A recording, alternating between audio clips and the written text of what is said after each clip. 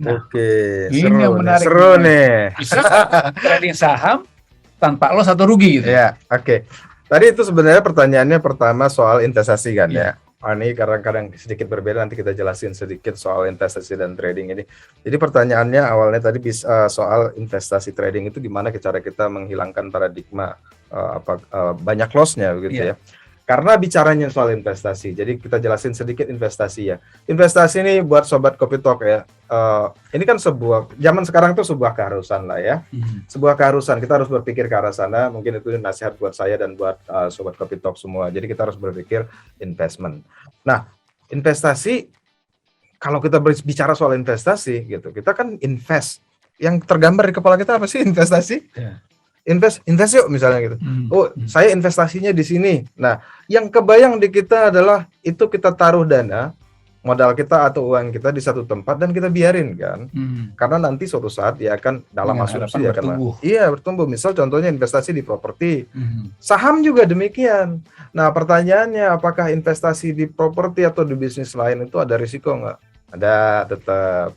Saham ada nggak? Ada, tetap. Tapi kalau kita berbicara dalam jangka waktu lama, capital gain-nya perlahan-lahan akan mengalami kenaikan. Ada nanti akan mengalami kenaikan. Cuma orang menyebutkan resikonya besar soal investasi karena harganya itu dibawa turun. Misal contohnya kalau kita beli sebelum pandemi, itu kan dibawa turun dulu kan.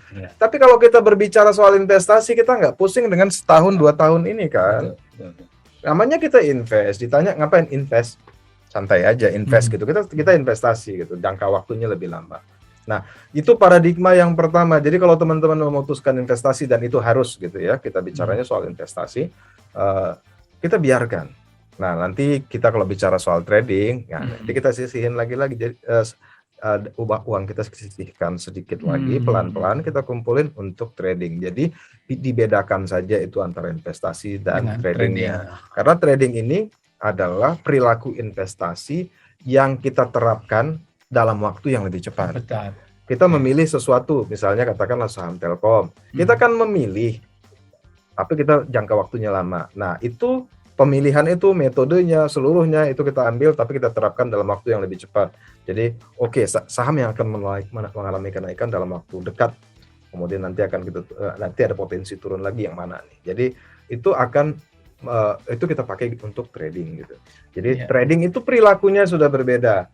Nah, jadi tadi pertanyaannya untuk saham misalnya investasi dan paradigmanya kemungkinan ya seperti itu ya, paradigmanya itu apakah bisa loss? Tentu bisa, semuanya bisa ada risikonya. Tetapi karena perilakunya itu investasi, jadi kita tidak akan terganggu dengan fluktuasi atau gejolak harga yang dalam waktu dekat terjadi. Gitu, karena jangka panjang. Kalau trading, kita memang harus berpikir itu. Nah, kita kira-kira harus berpikir bahwa fluktuasi jangka pendeknya itu akan mempengaruhi, kita bisa jadi cut loss, itu segala macam yang seperti itu.